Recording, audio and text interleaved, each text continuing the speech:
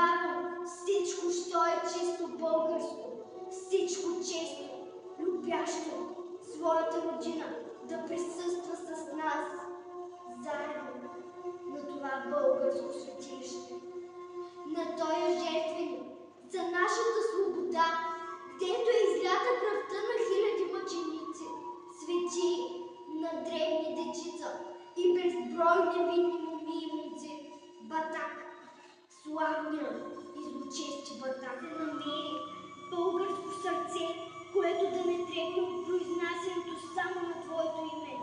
Не вярвам.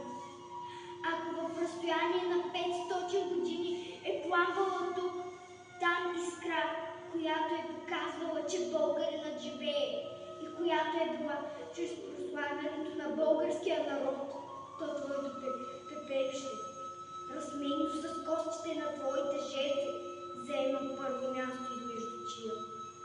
Благоветея пред твоето вечерище ще благовее историята.